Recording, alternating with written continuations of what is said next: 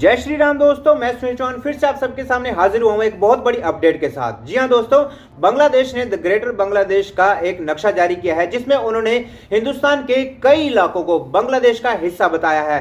साथ ही साथ दोस्तों बात करें महफूज आलम जो कि मोहम्मद यूनिस के सपोर्टर और एडवाइजर भी हैं, उनका कहना यह है कि बांग्लादेश को अब नींद से जागकर एक एग्रेसिव कंट्री के रूप में सामने आना चाहिए और हिंदुस्तान के कई इलाकों पर कब्जा कर लेना चाहिए, जिस पर इंडिया की तरफ से भी काफी तगड़ा रिप्लाई मिला है। लेकिन उससे पहले जानेंगे क्या है पाकिस्तानी पब्लिक का रिएक्शन। दोस्तों चैनल पर अगर नए हो, वीडियो अगर पसंद है तो प्लीज यार वीडियो को एक लाइक शेयर कमेंट बॉक्स में आप भी अपने रिएक्शन के साथ चैनल को सब्सक्राइब करके नोटिफिकेशन बेल को ऑन करना बिल्कुल ना भूलें। क्या कहना चाहेंगे, इतना सा मुल्क है बांग्लादेश और इंडिया को आंखें दिखा रहा है कि हम इंडिया पे कब्जा कर लेंगे। ये तो पहले आपने जो बात की मुझे वैसे मजाक लग रही है। अच्छा। इस बात का कोई वजन ही नहीं है। वजन ऐसे नहीं है कि म्यांमार के बॉर्डर से चंद हजार फौजी इंटर होके उनके एक डिस्ट्रिक्ट के ऊपर पूरा कब्जा कर रहे हैं और वो ये सोच रहे हैं बांग्लादेश वाले कि हम इंडिया के 3 शहरों को अपना बना लेंगे। हालांकि बॉर्डर सील है, भूख के लाले पड़े हुए, मजहबी इंतशार फुल अरूज पे है इस वक्त, भूख फुल अरूज पे है इस वक्त, और वो सोच रहे हैं कि हम इंडिया के ऊपर कब्जा कर लें। यही जाहिलों वाली बात है कि आप अपने मुल्क को तो पहले स्टेबल करें। आप अपने मुल्क को ठीक नहीं कर पा रहे, आप अपने मुल्क के अंदर मजहबी इंतशार को रोक नहीं पा रहे, और आप उनका एक नक्शा ऐसे तो मैं भी बना देता हूँ कि भाई नई दिल्ली लाहौर का नक्शा है। अच्छा। बनाने में क्या कोई फर्क नहीं है, मेरी सोच पे किसी की पाबंदी तो नहीं है। हमने बनाया था ना नक्शा जिसमें हमने मकबूजा कश्मीर को पाकिस्तान का हिस्सा दिखाया था, तो नरेंद्र मोदी ने कहा था कि नक्शे बनाने से कश्मीर पाकिस्तान का नहीं हो जाएगा। वही तो मैं कह रहा हूँ कि मैं अभी नई दिल्ली को लाहौर में ले आता हूँ। बनाने में क्या, बना लेते हैं। लेकिन जो सच है वो यही है कि इस वक्त आपने अपने आप को इतना आइसोलेट कर लिया है, इतना आइसोलेट कर लिया कि कोई भी कंट्री अब चाह के भी आपके साथ स्टैंड नहीं करेगी। रीजन क्या है, देखें, अगर मईशत खराब हो तो कोई कंट्री आपके साथ स्टैंड कर जाती है, आपके सियासी इस्तेकाम ना हो कोई मुल्क आपके साथ स्टैंड कर जाता है। जब मजहबी इंतशार जिस मुल्क के अंदर आता है ना, वो मुल्क के टुकड़े हो जाते हैं। उसकी जिंदा मिसाल आप ले लें, जब मजहबी इंतशार शाम में आया, इराक में आया, फलस्तीन के अंदर मजहबी इंतशार ही था ना, वो भी आ गया, अफगानिस्तान के अंदर भी मजहबी इंतशार था। तो ये मजहबी इंतशार जिस मुल्क के साथ आ जाता है ना, तो वो एक मजहबी अटैचमेंट हो जाती है। यही नहीं तो बांग्लादेश ने कहीं ना कहीं, देखिए, बरतानिया ने ट्रैवल एडवाइजरी जारी की। मैं पहले भी एक बार बता चुका हूँ कि इससे पहले कभी भी बांग्लादेश के ऊपर ट्रैवल एडवाइजरी नहीं जारी हुई थी। यानी कि अपने आप को खुद आइसोलेट करते जा रहे हैं और ये कहते जा रहे हैं कि अपना मुल्क तो संभाला नहीं जा रहा, अपने मुल्क के डिस्ट्रिक्ट संभाले नहीं जा रहे। चंद हजार फौजियों ने आपको यरगमाल बना लिया है और आप ये सोच रहे हैं कि आप नक्शे के अंदर वो दिखा लें, ये दिखा लें। यानी कि आप अभी भी अपनी गलतियों से सीख नहीं रहे, मजीद गलतान की तरफ जा रहे हैं।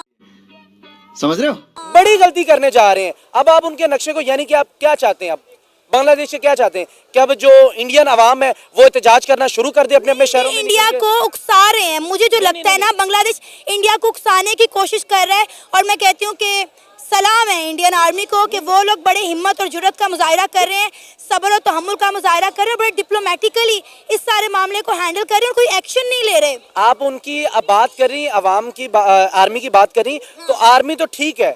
मैं आर्मी से हटके, इनके सियासतदानों से हटके एक बात करना चाहता हूँ। इनकी अवाम का बहुत बड़ा सब्र है। तो रुको जरा, अगर अवाम रोडों पे आ जाए तो आर्मी क्या, उनकी हुकूमत क्या, वो घुटने टेकने पे मजबूर हो जाएंगी। नरेंद्र मोदी की यहाँ पर मैं इस वजह से उनको अप्रिशिएट करता हूँ कि अभी तक उनको अवाम का प्रेशर नहीं आया, जिसकी वजह से वो फैसले कर रहे हैं जिस पे हम उन्हें नहीं जानते। यानी कि हम नहीं समझ सकते कि यार इंडिया जैसा मुल्क हो और वो भी चुप करके बैठ जाए। मेरे लिए तो ये शॉकिंग न्यूज़ है कि इंडिया जैसा मुल्क हो और खामोश बैठ जाए। जब आवाम का प्रेशर पड़ेगा तो चाहे वो फिर डोनाल्ड ट्रंप हो, चाहे वो नरेंद्र मोदी हो, चाहे वो टर्की के तैयब एर्दोगान हो, चाहे वो रूस के पुतिन हो, चाहे वो चाइना के शी जिनपिंग हो, जब आवाम का प्रेशर आता है तो कहीं ना कहीं आवाम लीडर भी तब बनता है जब आवाम बैक कर रही हो। जब आवाम, अब देखें, अब बांग्लादेशी ये चाह रहे कि आवाम निकले इंडिया के बाहर और मजबूर कर दे अपनी आर्मी को कि हम भूख से मर रहे हैं, हमें वैसे मार दिया जाए, खत्म। अब बांग्लादेशी सोच रहे हैं। यानी कि डॉक्टर यूनुस की आप इस औकात से ये हिसाब लगा लें कि एक तरफ इंडिया को आंखें दिखा रहा है, दूसरी तरफ रिक्वेस्ट भेज रहा है कि यार हमें चावल दे दो। पाकिस्तान की तरफ आ रहा है, चीनी मांग रहा है। यानी कि आपको अभी भी अकल नहीं आ रही कि आपने हिंदुओं के साथ जुल्म कर लिए, इस्लाम का आपने बिगाड़ के जो चेहरा था वो दुनिया के सामने ले आए।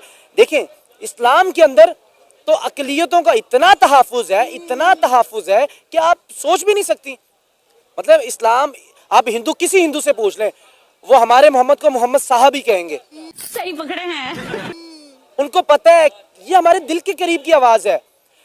हम एज ए मुस्लिम किसी हिंदू पे जुल्म करने के हकदार ही नहीं रहते। हमारे तो नबी करीम सल्लल्लाहु अलैहि वसल्लम ने काफिर लड़की के सर के ऊपर खाने काबे की चादर उतार के रख दी थी और कह दिया था कि यार हम मुसलमान मोहब्बत अमन का पैगाम देने वाले, लेकिन बांग्लादेशियों ने वो हदधर्मी की है कि तालिबान की तरफ से जो हमें क्रिटिसाइज किया जाता था तो किया जाता था, वो तो धमाके करते थे ना, वो मुसलमान हिंदू हर चीज को रगड़ा लगा देते थे। इन्होंने पहले हिंदुओं के साथ जुल्म किया, अब आपस में लड़ना शुरू हो गए।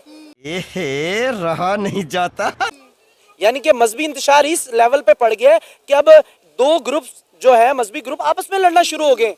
यानी कि ख्याल है कि बांग्लादेश बौखलाहट का शिकार हो गया है, उसको समझ ही नहीं आ रही कि करना क्या है। एक तरफ इंडिया को आंखें दिखा रहा है, दूसरा अपना मुल्क इनसे संभाला नहीं जा रहा। देखें, जिस मुल्क के अंदर 16 से 25 साल के उम्र के लोग फैसले करें वो मुल्क कभी स्टेबल हो ही नहीं सकता। शाबाश। जब 16 से 25 साल की उम्र के फैसले होंगे वो एक चढ़ती हुई इनमिच्योर एक बच्चे अभी उठ रहे हैं, उनको क्या पता कि कैसे हमने करने मामला। हर कोई जस्टिन ट्रूडो तो नहीं होता, तो जो 30 साल की उम्र में वजीर आजम बन के अपने मुल्क को लीड कर लेगा। यानी कि एक तो पहले सबसे बड़ी बात यह है कि हमारी जो तालीम है मुसलमानों की वो मदरसा तालीम है। ठीक है, मदरसा तालीम के अंदर हमें ना तो टेक्नोलॉजी के बारे में बताया जाता है, अभी शुरू हो गए बताना। जब उनको पता चल गया ना कि अब हमें हालात अब उस तरफ जा रहे हैं कि हमें टेक्नोलॉजी पे, हमें साइंस पर, हमें इकॉनमी पे, हमें मैशत पे बच्चों को पढ़ाना पड़ेगा, तो पढ़ा रहे हैं। बांग्लादेश के 70 से 80% मदरसा तालीम के बच्चे हैं। यानी कि वो मदरसा तालीम हासिल कर रहे हैं जिसमें टेक्नोलॉजी का मैशत का कोई ताल्लुक ही नहीं है। लेकिन अब शुरू हो चुके हैं कई मजहबी मामलात इस तरह के जो अब समझ रहे हैं कि भाई हम मैशत के बगैर अपने मदरसा तालीम के अंदर हम साइंस टेक्नोलॉजी को नहीं पढ़ाएंगे, हम बहुत पीछे रह जाएंगे। बस हवा निकल गई। महफूज आलम है, उन्होंने ये जो बात की है कि बांग्लादेश को अब एग्रेसिव कंट्री बनना चाहिए, इंडिया के कई इलाकों पे कब्जा कर लेना चाहिए और जो है अब नींद से उठ जाना चाहिए, तो उनके स्टेटमेंट पे आप क्या कहेंगे? ट्वीट भी किया और उन्होंने जो ग्रेटर बांग्लादेश का नक्शा जारी किया उस हवाले से आपकी क्या राय है? देखें, नींद से उठने से बेहतर है ये सोए रहें तो बेहतर है। पंजाबी की मिसाल है, पल्ले ना तेला ते वेखन टुर भी मेला। मतलब पल्ले आपके पास है कुछ नहीं, आप नक्शे बनाए जा रहे हैं। मेरा ख्याल है कि इन्होंने ड्राइंग बहुत अच्छी बना लेते हैं बांग्लादेश वाले।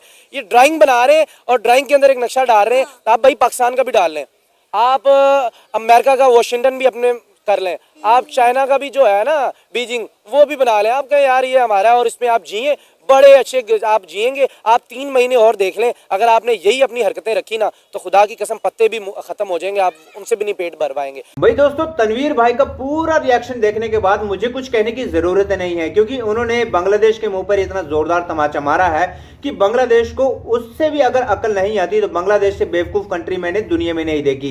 इनके पास खाने के लिए अनाज नहीं है, पहनने के लिए कपड़ा नहीं है, भीख मांग रहे हैं हिंदुस्तान से, आटा चावल मांग रहे हैं हिंदुस्तान से, पाकिस्तान से ये लोग चीनी मांगते फिर रहे हैं। ये इतने बुरे इनके दिन आ चुके हैं, फिर भी बोलते हैं कि हम हिंदुस्तान के हिस्सों पर कब्जा कर लेंगे। तो आप ही बताइए दोस्तों, बांग्लादेश से बड़ा बेवकूफ कंट्री इस दुनिया में कोई शायद होगा ही नहीं। तो फिलहाल दोस्तों, आपको वीडियो कैसी लगी कमेंट बॉक्स में कमेंट करके जरूर बताएं।